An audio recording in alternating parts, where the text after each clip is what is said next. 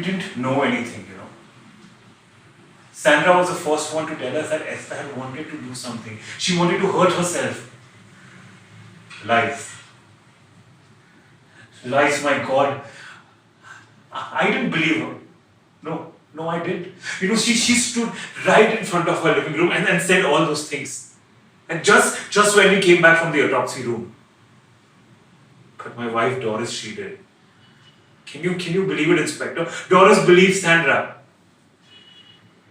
Apparently there was some melancholia inside my daughter's heart and she wanted to hang herself.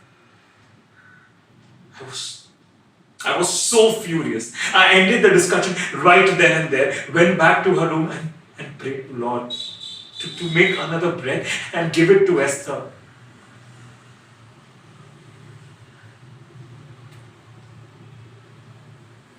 I'm telling you all this because you're listening. And believe me, I can see that. You know, in all these years, I have not confessed this to anyone else.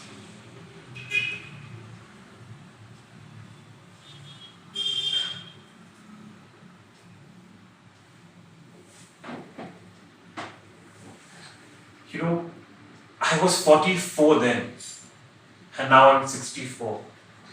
An experienced man, the owner of this little house with a nice yard.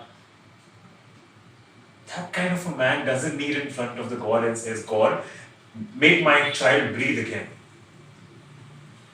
Even the walls laughed. Nothing could tear me away from my childlike innocence. And I was 100% sure that my daughter, she was murdered. And then the police officer came, a colleague of yours, who said that the forensic doctors could not completely rule out unknown perpetrators. Not completely. That a phrase like that even existed was new to me. And I understood. And I believed it immediately. And then I yelled at my wife in front of that well-dressed detective. I yelled at her. I yelled at her because she believed Sandra. Because she deserved it. Because she was the one who didn't call me in Salzburg. The police officer did. You know, at that time, I didn't have a mobile phone. But that's no excuse for her to not reach me. She didn't want to. She couldn't. That's what she maintained later. And I didn't believe a single word that woman said.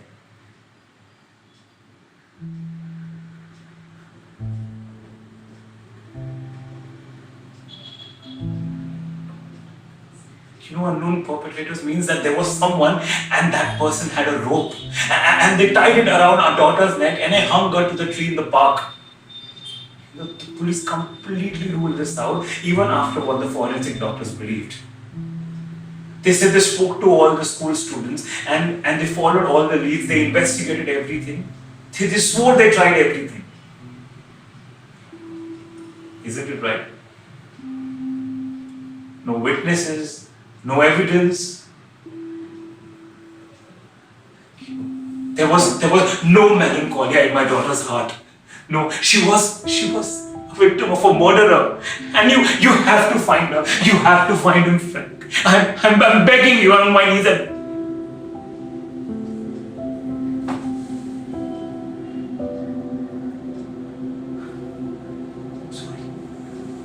sorry.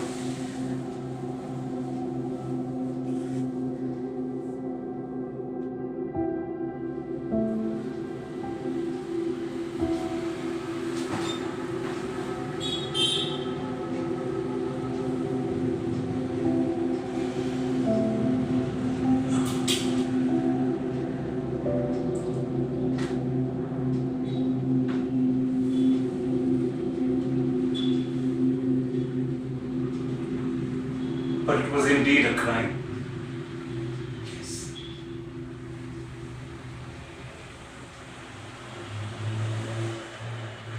May I? Allow me. Thank you.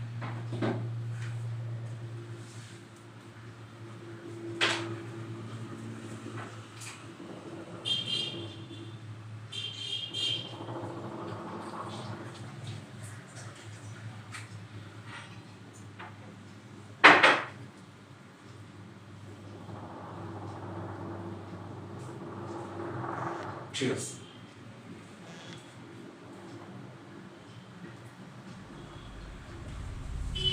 Noble drops.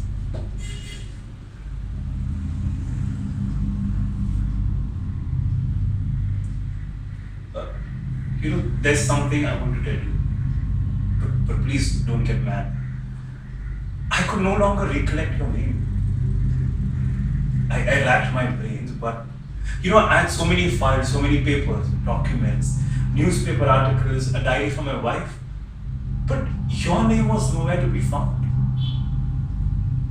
And then I saw this film, Anne Frank in Amsterdam, and it clicked. It occurred to me that yours was spelled with a CK. And then I called information, and then everything went smoothly from there.